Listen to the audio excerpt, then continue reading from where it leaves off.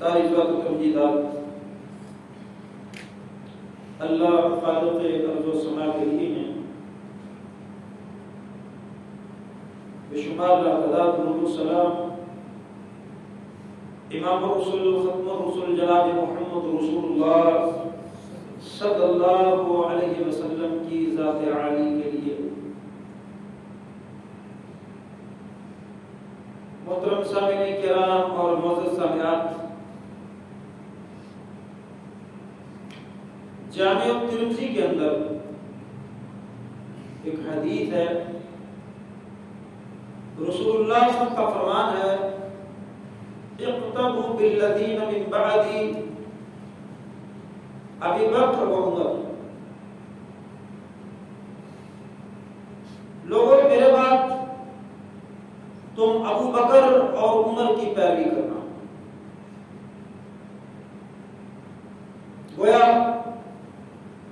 خلفائے راشدین میں سے ان دو شخصیات کو نمایاں حیثیت حاصل ہے۔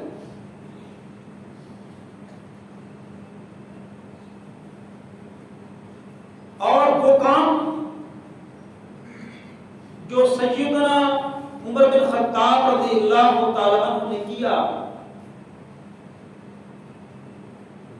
اپنی خلافت کے انتظامی امور کے حوالے سے وہ بے مثال ہے۔ رہتی دنیا مسلم غیر مسلم اپنے پرائے جب بھی انتظامی امور کی بات کریں گے تو وہ عمر کو کبھی بھلا نہیں پائیں گے۔ رسول اللہ صلی اللہ علیہ وسلم کے دور کے اندر بھی بیشتر دفعے آپ کی چاہت پہ اللہ تعالیٰ نے قرآن نازل کیا۔ آپ کی جہادی اور جنگی سرگرمیوں کو دیکھا جائے تو رسول اللہ صلی اللہ علیہ وسلم کی حیات کے اندر آپ جتنے غزوات کا نام لیں گے عمر کو ان غزوات کے اندر شامل پائیں گے۔ ہر غزوے میں آپ کا کردار اگر میں اس کو ڈسکس کرنا شروع کر دوں تو بڑا وقت لگ جائے گا۔ آپ بدر کے اندر موجود ہیں، احد کے اندر موجود ہیں، خندق کے اندر، خیبر کے اندر، تبوک کے اندر، فتح مکہ کے اندر، حنین کے اندر، سب جگہ موجود ہیں۔ اور رسول اللہ صلی اللہ علیہ وسلم کی وفات کے بعد آپ نے جو کار ہے نمایاں سر انجام دیے، حکومت کے انتظامی امور کو جو عملی شکل عطا فرمائی، وہ ابتدا تھی۔ وہ کیا تھا؟ ابتدا تھی کہ انتظامی امور کو ایک نظم کے تحت چلانا یہ پہلی دفعہ شروع ہو رہا تھا۔ آپ دیکھ لیں حضرت عمر رضی اللہ تعالیٰ عنہ کے اولیات پڑھ لیں، بے شمار بہت سارے نئے کام کیے، آگے چل کے انشاءاللہ آپ کا تذکرہ کریں۔ پہلی بات جو آپ حضرات کے سامنے میں رکھنا چاہتا ہوں، خود نبی کریم صلی اللہ علیہ وسلم نے حضرت عمر کے بارے میں فرمایا تھا کہ عمر دین میں بڑا سخت ہے۔ عمر دین میں بڑا سخت ہے۔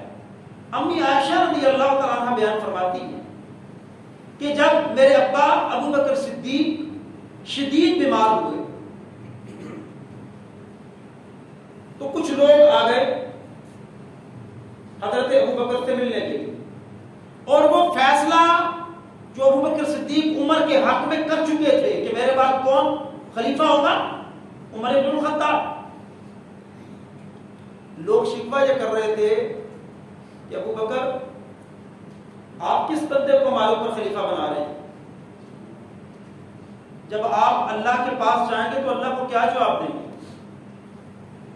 گویا کہنے کا مقصد کیا تھا کہ اپنی رایا کو مشقت میں ڈال رہے ہو۔ تو جب یہ شکوے اور شکایتیں سنی تو ابو بکر صدیق فرمانے لگے مجھے ذرا نہ بٹھاؤ، لیٹے ہوئے تھے، مجھے بٹھاؤ۔ بٹھایا کہ کہا لوگوں سنو، جب میں اپنے اللہ کے پاس جاؤں گا نا تو اپنے رب سے کہوں گا اے رب کریم، اگر رب نے مجھے سوال کیا کہ اپنے پیچھے کس کو حاکم بنا کے آئے، میں کہوں گا اللہ میں اس کو خلیفہ بنا کے آیا ہوں جو ان میں سب سے بہتر تھا، جو ان میں سب سے بہتر تھا۔ ظاہری طور پہ وہ سب، لیکن جب ذمہ داری کا بارے گراں کندھوں پہ پڑا تو نرم ہو گئے، لیکن اللہ کے دین پر کبھی بھی کمپرومائز نہیں کیا، کبھی کسی معاملے کے اندر۔ آپ کیا سمجھتے ہیں کہ عمر بن خطاب رضی اللہ تعالیٰ عنہ کی جو سختی تھی اس نے اسلام کو فائدہ نہیں دیا؟ وہ لوگ جو ابو بکر صدیق کے دور میں کوئی کہہ رہا تھا میں نے زکات نہیں دینی، کوئی کہہ رہا تھا کہ میں نبی ہوں، کوئی بغاوت کا علم سر بلند کر رہے تھے، وہ جو خطرناک حالات پیدا ہوئے تھے ابو بکر صدیق رضی اللہ تعالیٰ عنہ کے دور میں، اگر عمر اپنا رویہ نرم رکھتے تو وہ فتنے دوبارہ سر اٹھانا شروع کر دیتے۔ عمر کی سختی نے 10 سالوں میں دوبارہ کسی نے نام نہیں لیا کہ ہم زکات نہیں دیں گے، ہم نبوت کا دعویٰ کریں گے، اسلام کے خلاف اٹھ کھڑے ہوں گے، ہم خلیفہ کو ہٹا دیں گے۔ کسی کے اندر یہ جرأت اور جسارت پیدا، لہذا عمر کی سختی نے اسلام کو فائدہ دیا رضی اللہ تعالی عنہ۔ اب عقائد کی بات کریں، عقائد میں بھی بڑے سخت، بہت سخت۔ کتنے سخت؟ حجر اسود کو بوسہ دے رہے ہیں اور کیا فرمایا تھا؟ انی عالم انک حجر لا تضر ولا تنفع۔ حجر اسود کو بوسہ دیا اور فرمایا میں جانتا ہوں تو نہ نفع دے سکتا ہے نہ نقصان دے سکتا ہے۔ اور عقیدہ سیکھتے جائیے، اللہ کے علاوہ نہ کوئی تمہارے نفعوں کا مالک ہے نہ کوئی نقصان کا مالک ہے۔ پھر میں تجھے کیوں چنتا ہوں؟ لولا انی رأیت النبی صلی اللہ علیہ وسلم یقبلک ما قبلتک، اگر میں نے پیارے حبیب کو تجھے بوسہ دیتے نہ دیکھا ہوتا تو میں تجھے کبھی بوسہ نہ دیتا۔ عقیدہ کیا ہے کہ رب کریم کے علاوہ کوئی نفع نقصان کا مالک نہیں ہے، نہ انسانوں میں، نہ جانوروں میں، نہ پتھروں میں، نہ پہاڑوں میں، نہ درختوں میں، گویا کسی مخلوق کے اندر اللہ کے علاوہ کوئی نفع نقصان کا مالک۔ اور سنت پر تمسک کتنا، سنت کو اپنانے میں بھی سختی۔ کیسے؟ جی میں خیال سے بخاری کے اندر خیال گزرا کہ یہ جو ہم رمل کرتے ہیں دائیں کندھے سے، یہ ہم اٹھا کے رکھتے ہیں کپڑا، اس کا مقصد تو مشرکوں اور کافروں کو اپنی طاقت دکھانا تھا کہ ہم تندرست اور توانا ہیں، جلدی جلدی چلنے کی ہمارے اندر سخت ہے۔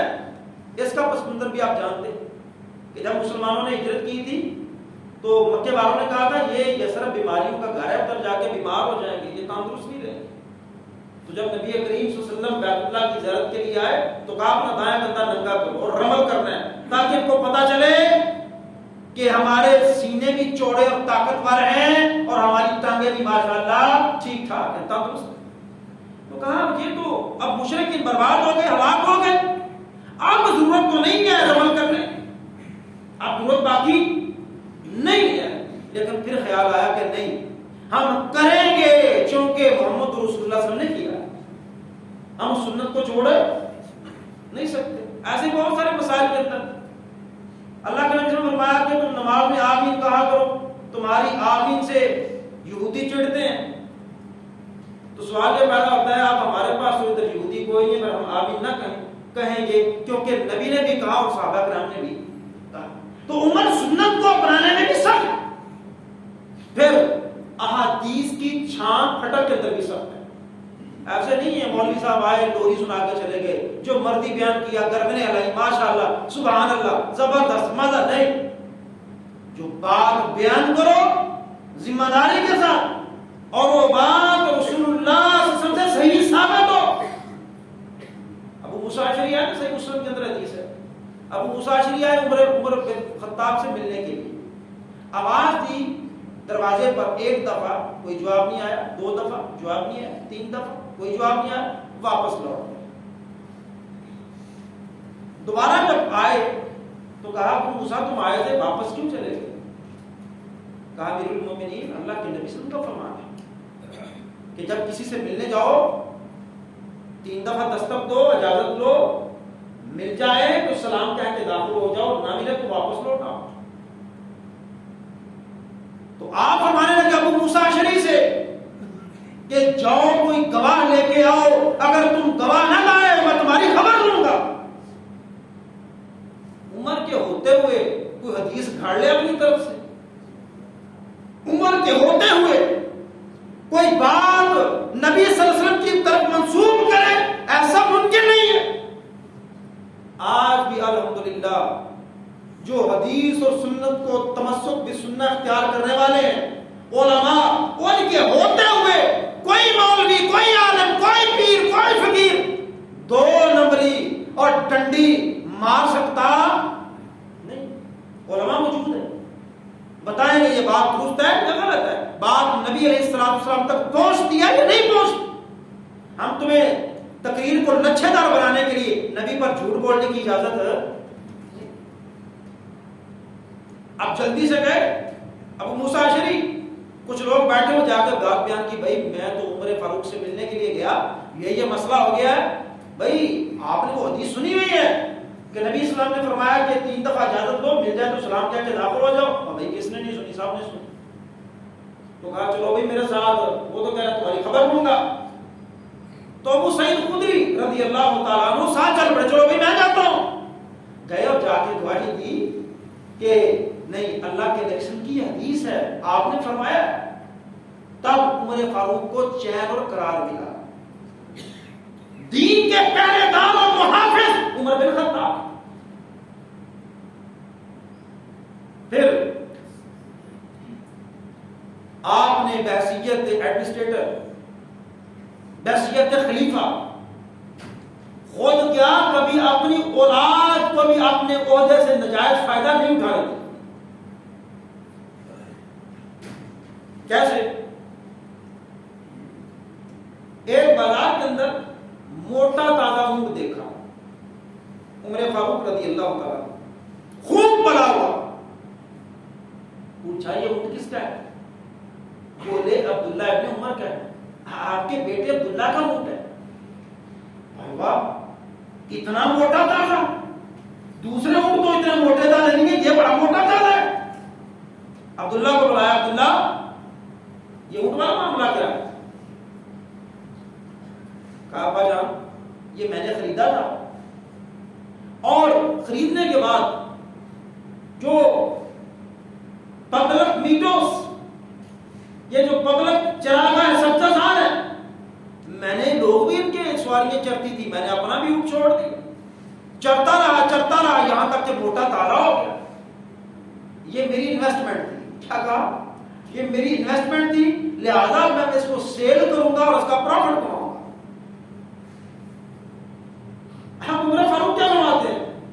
کہتے ہیں بیٹا تم سیل ضرور کر لو، لیکن جتنے کا لیا تھا صرف اتنے پیسے رکھنے ہیں، اس سے اوپر پیسے بیت المال میں جمع کروا۔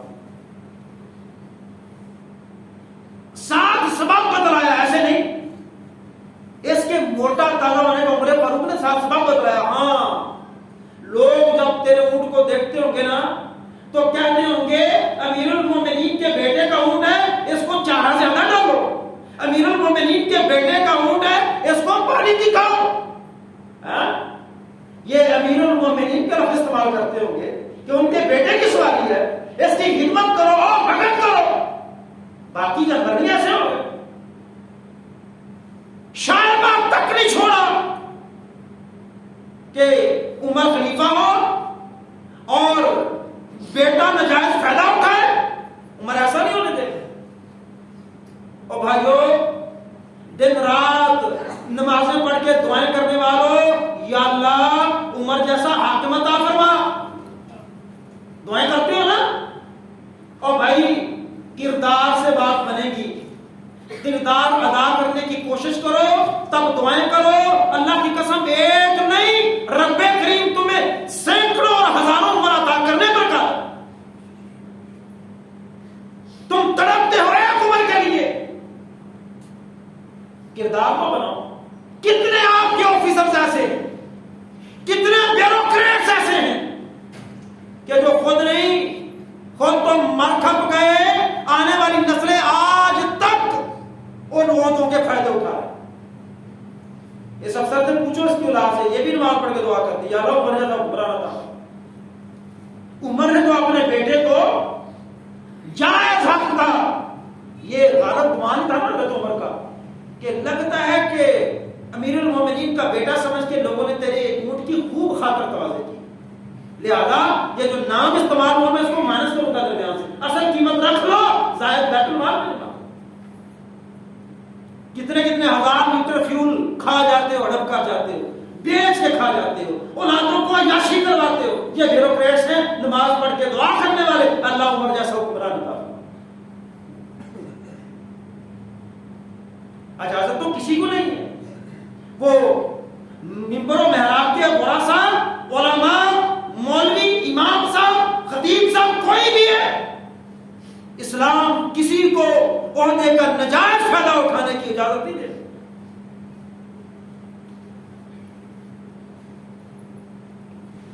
اب اپوائنٹمنٹ کا سسٹم کیا تھا ان کے ایڈمنسٹریٹو سسٹم کے اندر؟ ہم کیا کرتے ہیں؟ عہدے دے دیے، بیوروکریٹس کی ریکروٹمنٹ کر لی، بھرتی کر لی، سیاستدان آئے، عہدے استعمال کرتے رہے، مستعفی ہو کے چلے گئے، ریٹائر ہو کے چلے گئے، بعد میں خیال آتا ہے یہ ظالم بڑا مالدار بن گیا، اس کے اثاثے تو چیک کرو کہ اس کے پاس اثاثے کتنے ہیں۔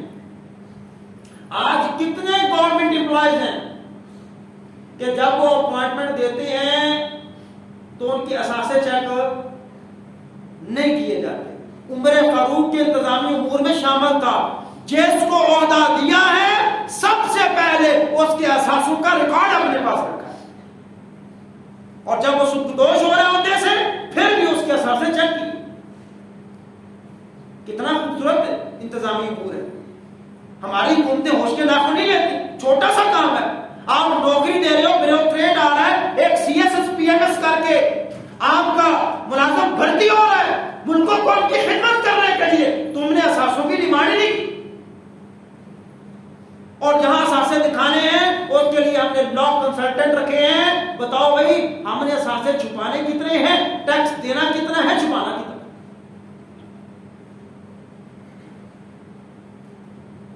اور تقرری ایسے نہیں تعلق داری کی بنیاد، تقرری ایسے نہیں ہے، اپنوں کو تو نوازے ہی نہیں۔ عمر فاروق رضی اللہ عنہ، وہ قاضی شرح والا بڑا خوبصورت واقعہ، مولانا شبلی نعمانی نے بھی فاروق کے اندر اس کا ذکر کیا کہ عمر فاروق نے کسی شخص سے چیک کرنے کے لیے اس شرط پر کہ میں سواری چیک کروں گا، پسند آ گئی تو رکھ لوں گا، نہیں تو نہیں رکھوں گا، ایک سواری خریدی ٹرائل بیسس، اور ایک سوار کو دی کہ لو بھی چیک کرو، چیک کیا، سواری گری، چوٹ آ گئی سواری کو۔ اب قاضی شرح سے کیا پوچھتے ہیں، اور بعض تاریخی کتب کے اندر لکھا ہوا ہے کہ تقرری کے وقت جو سوال کیا تھا، یہ ایگزامینیشن تھا، قاضی شرح کا امتحان تھا، یہ امتحان کے طور پہ سوال کیا کہ بتاؤ وہ سواری کو جو چوٹ لگی ہے ذمہ دار میں ہوں یا مالک، کون ذمہ دار ہے؟ یہاں تعلق چلتے ہیں، وہاں بنیاد فہم تھا، سوجھ بوجھ تھی، علم تھا۔ بڑا خوبصورت جواب دیا قاضی شرح نے، فرمایا اگر تو مالک کی اجازت سے آپ سواری پہ بیٹھے، اگر مالک کی اجازت سے سواری پہ بیٹھے تو پھر مالک ذمہ دار ہے، اور اگر مالک نے اجازت نہیں دی ہے ٹرائل کی تو پھر آپ ذمہ دار ہیں۔ اتنے خوش ہوئے عمر فاروق کہ ان کو قاضی کا عہدہ دے دیا۔ کیا واقعہ تم لائق ہو کہ تمہیں قاضی القضات بنایا جائے، جج اور چیف جسٹس بنایا جائے، فیصلے کرنے والا بنایا جائے؟ آج جیسے فیصلہ کرنے والے ویسے فیصلہ کروانے والے، ہم انصاف والا فیصلہ چاہتے نہیں ہیں اور جج انصاف والا فیصلہ کرنا چاہتا نہیں، دونوں ہی ایک جیسے۔ اگر میں چاہوں بے شک فیصلہ میرے خلاف آئے، بولو میں کورٹ کے اندر جج صاحب سے، جج صاحب اللہ سے ڈریے گا، ایک دن مرنا ہے، آپ نے قبر میں جانا ہے، اللہ کے حضور پیش ہونے، اپنی زندگی کا حساب دینے، انصاف سے کام لیجئے گا، فیصلہ میرے خلاف آئے تو کر دیجئے۔ کیوں جی؟ ہم تو وکیل ہائر کرتے ہیں اور پھر گواہ جھوٹے اکٹھے کرتے ہیں، وکیل صاحب ان کو سبق پڑھاتے ہیں اور ساتھ بتاتے ہیں پتر 19-20 کا فرق نہیں پڑنا چاہیے تھا، جڑا سبق پڑھا رہے ہیں ان جی جج کے سامنے بیان کریں۔ کیوں جی؟ ہم پسند کرتے ہیں کہ کورٹ کے اندر میرا فیصلہ ہو جج کے سامنے، اور جج سے کہوں جج صاحب ڈریے گا نہیں، صرف اللہ سے ڈرنا ہے، میرے خلاف آتا ہے تو فیصلہ کر دیجئے۔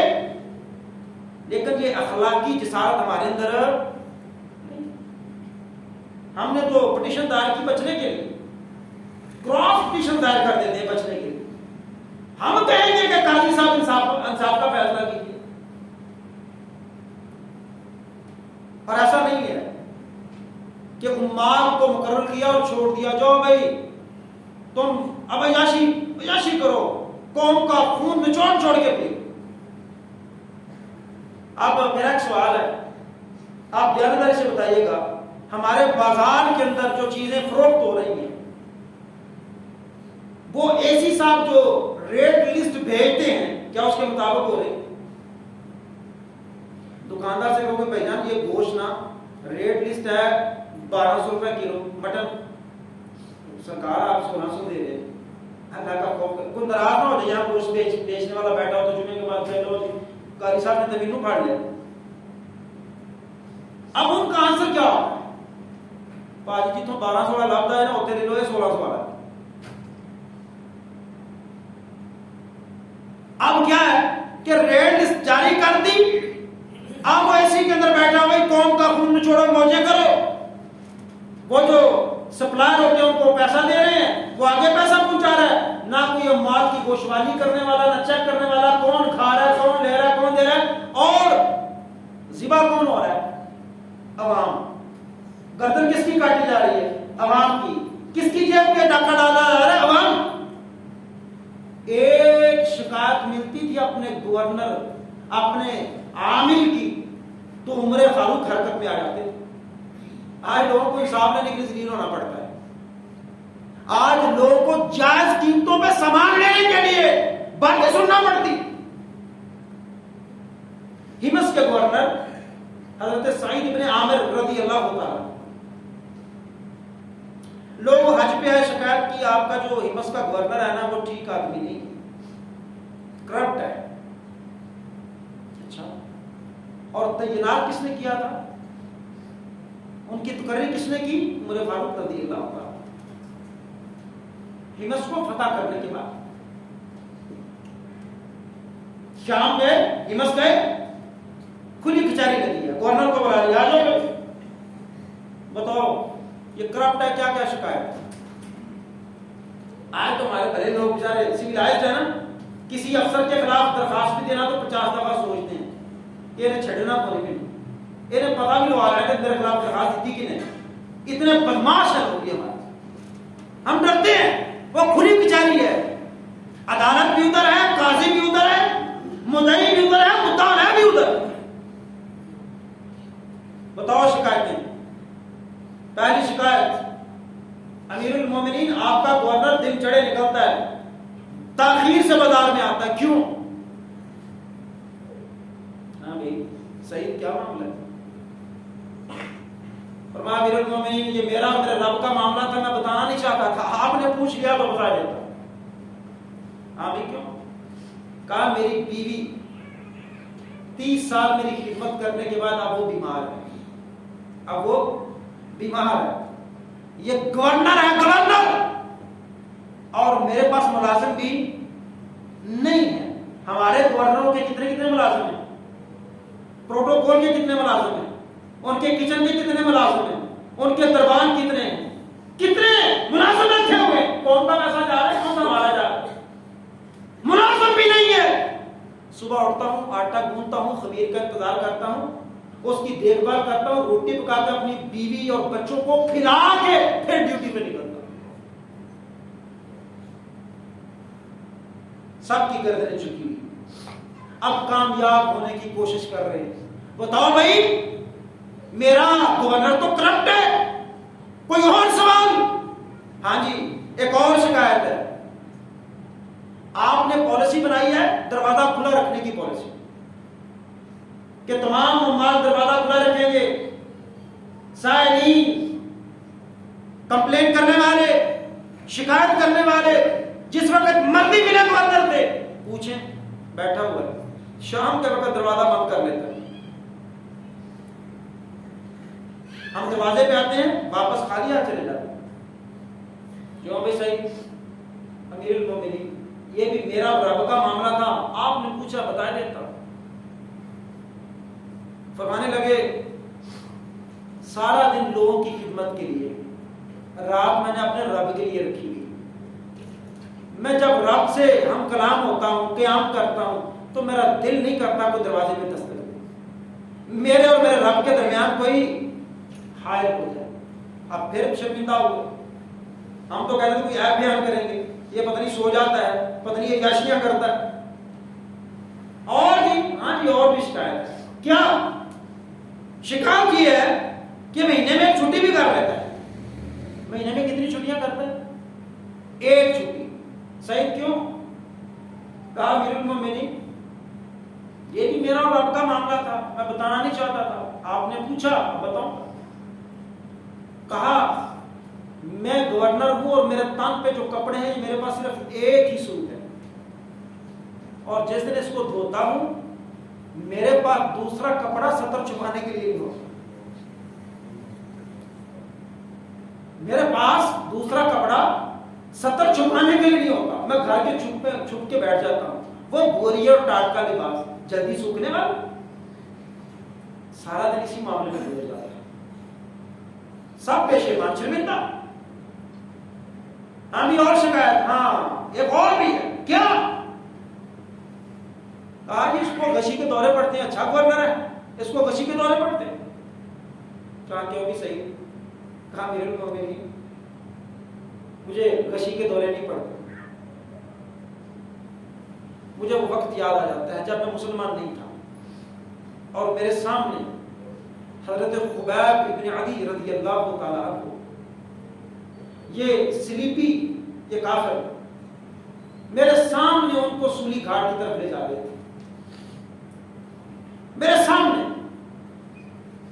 اور اس کو مار رہے تھے، کہتے تھے بول کہ کاش میری جگہ محمد ہو صلی اللہ علیہ وسلم، اور وہ کہہ رہے تھے تم یہ کہتے ہو میں یہ کہوں کہ جو سزائیں مجھے مل رہی تھی میرے نبی کریم کو ملتی، صرف میں نے ان کو مانا ہے اس لیے، میں تو یہ بھی پسند نہیں کرتا کہ میرے نبی کی ایڑی کے اندر کو کانٹا بھی چپ جائے، میں تو یہ بھی پسند نہیں کرتا، یہ میں کیسے کہوں گا کہ کاش میری جگہ نبی ہوتے۔ میرے سامنے سولی پہ لٹکا دیا تھا، میں جوان بھی تھا طاقتور بھی تھا، یہ سوچ کے میں بے ہوش ہو کے گر جاتا ہوں، اگر اللہ نے اپنی عدالت میں پوچھ لیا کہ سعید بتاؤ تمہارے سامنے خبیب ابن عدی کو سولی پہ لٹکایا گیا تھا، تو جوان تھا، جری تھا، طاقتور تھا، بتا تو نے عثمان کو بچانے کے لیے کیا کیا تھا؟ تو جب میں سوچتا ہوں کہ میرے پاس جواب کوئی نہیں، پھر بے ہوش ہو کے زمین پہ گر جاتا ہوں، سب شرمندہ۔ اور عمر فاروق آسمان کی طرف نظر اٹھائی، کہا اللہ تیرا شکر ہے کہ میرا متعین کیا ہوا گورنر میری امیدوں پہ پورا ہو رہا ہے،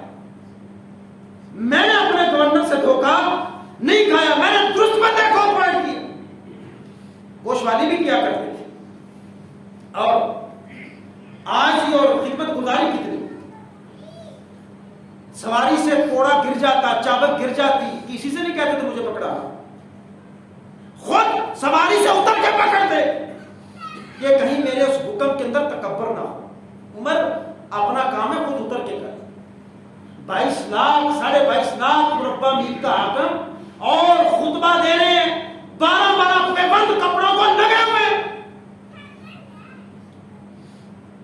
آج ہم سوشل سٹیٹس کے چکر میں مارے گئے.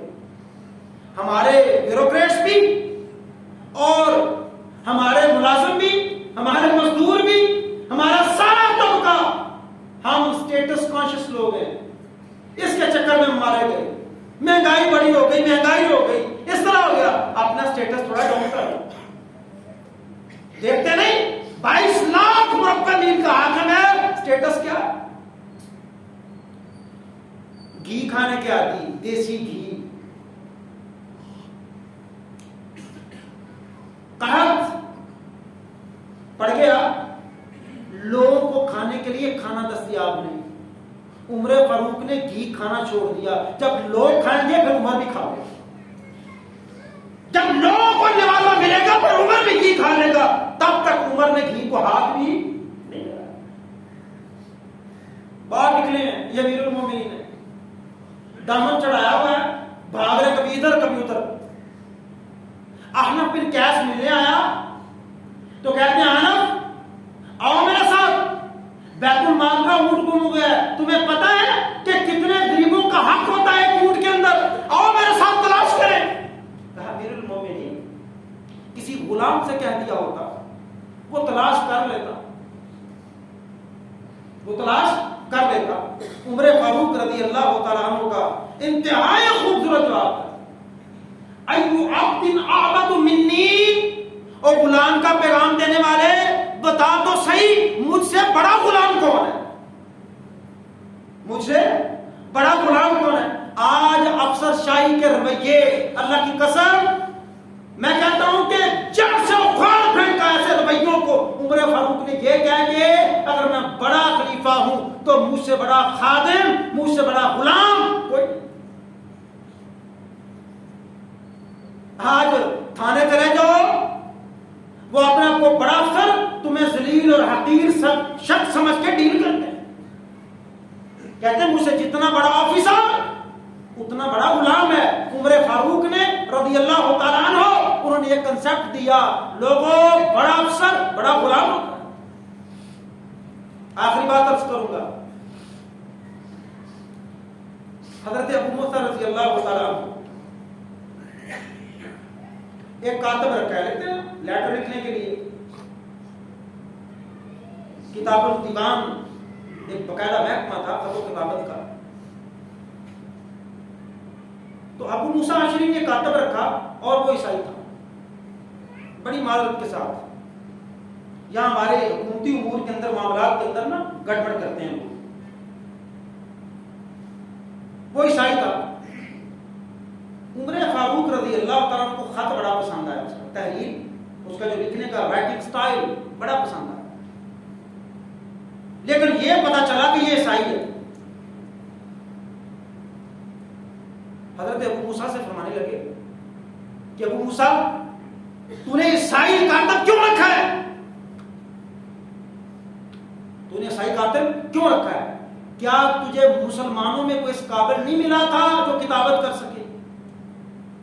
شعب الایمان کے اندر, السنن الکبریٰ للبیہقی, ان کتابوں کے اندر یہ روایت صحیح سند کے ساتھ ہوئی. اور ساتھ سورہ ممتحنہ سورہ مائدہ کی آیات پڑھی, یا ایھا الذین آمنوا لا تتخذوا عدوی وعدوکم,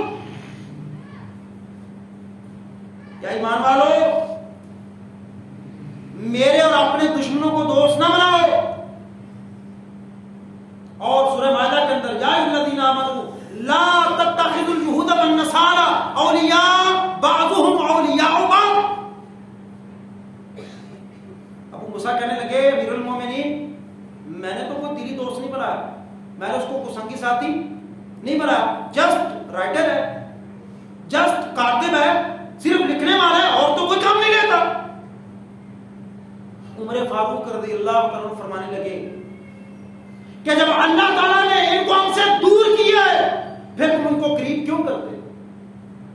یہ آپس میں دوست ہیں، یہ کبھی بھی ہمیں نفع دینے والے نہیں ہیں، نقصان دینے والے، یاد رکھو۔ عمر فاروق نے بتلا دیا کہ جو کلیدی عہدے ہیں ان کے اوپر کسی بھی نان مسلم کو نہیں بٹھانا۔ آپ میرٹ کی بات کرتے ہیں جی، میرٹ سب کے لیے، ہاں دیں، آپ ٹیچر بنائے، بہت ساری ہمارے مائنورٹیز ہیں اور بہت سارے ملازمت کے شعبے ہیں، لیکن انتہائی اہم امور پہ کسی نان مسلم کو بٹھانا یہ عمر فاروق کے انتظامی امور کے خلاف۔ اور فتوحات کا تذکرہ، بڑی فتوحات شروع ہو جائیے قادسیہ سے لے کے بیت المقدس، جرولہ، فہل، فارس، سیستان، خوستان، مکران، آذربائیجان، اتنی فتوحات۔ ایک بات عرض کروں گا، یرموک کا موقع ہے، یرموک کا موقع، شام، ہمس، دمشق اور ہمس فتح ہوئے، یہ سارے چوڑے بھاگے انطاکیہ ہرقل کے پاس، بچاروں عربوں نے شام کو ہلاکت میں ڈال دیا، عرب لوٹنے لگے، عرب ٹوٹ پڑے، ہرقل بچاؤ ہم کو۔ اب وہ ہرقل تو بیچارہ پہلے اپنا لگوٹا کس کے بیٹھا ہوا تھا کہ میں نے بھی بھاگنا ہے، اب ہر طرف سے عیسائی پل پڑے، بچاؤ، عربوں نے حملہ کر دیا۔ ہرقل کہتا ہے بات سنو میری، جو چیدہ سمجھدار ہوشیار سمارٹ پرسن، اندر آؤ، ایک بات تو بتلاؤ، یہ جو مسلمان ہیں تمہارے مقابلے میں ضعیف ہیں، طاقت میں کم ہیں، ساز و سامان، اسلحہ، ویپنز میں تم سے ڈھیر پیچھے ہیں، پھر ان کے سامنے کیوں نہیں ٹکتے؟ عمر کی فوج کے سامنے کیوں نہیں ٹکتے تم؟ سارے خاموش ہیں، ندامت سے چہرے جھکے ہوئے ہیں۔ ایک بوڑھا بزرگ بولا، یہ سنیے گا، عمر کو اتنی فتوحات کیوں ملی، کی فیکٹر کیا تھا؟ کہا جی یہ مسلمان اس لیے جیت رہے ہیں، ہم اس لیے نہیں ٹک رہے، یہ عرب ہم سے زیادہ بااخلاق ہیں۔ جو قوم اپنے اخلاقیات کھو دیتی ہے، اللہ کی قسم ہے، اللہ کی قسم ہے، وہ قوم دنیا کی قوتوں اور طاقتوں کے سامنے خسو خاشاک سا ہو، جو بد اخلاق بن جائے اور راتوں کو قیام کرتے ہیں، دن کو روزہ رکھتے ہیں، کسی پہ ظلم نہیں کرتے، کسی پہ ظلم نہیں کرتے، اور جب آپس میں ملتے ہیں تو برابری کی سطح پہ ملتے ہیں۔ اور ہمارے یہاں کیا ہے، ہم شراب پیتے ہیں، بدکاریاں کرتے ہیں، ہم اوروں پہ ظلم کرتے ہیں، یہ وہ ساری بد اخلاقیاں ہیں جو ہمارے اندر پائی جاتی ہیں، جس کی وجہ سے ہم ان کے سامنے نہیں ٹک پاتے۔ یہ کی فیکٹر تھا، بااخلاق ہونا، راتوں کو رب کے حضور قیام کرنا، دن کو گھوڑے کی پشت پہ سوار ہونا، لیکن روزے کے ساتھ، کسی کا ظلم، کسی پر ظلم نہ کرنا، کسی کا حق نہ کھانا، ایکوالٹی، مساوات۔ عمر فاروق امیر المومنین ہے، لیکن کبھی کسی محفل، کسی مجلس کے اندر یہ ثابت نہیں کیا I am superior and you are inferior، کبھی ثابت نہیں کہ تم ادنا ہو میں تمہارا خلیفہ ہوں، سب کے ساتھ مساویانہ سلوک۔ اللہ فتوحات دیتا ہے، کامیابیاں قدم چومتی ہیں، اللہ سمجھ کے بلکہ توفیق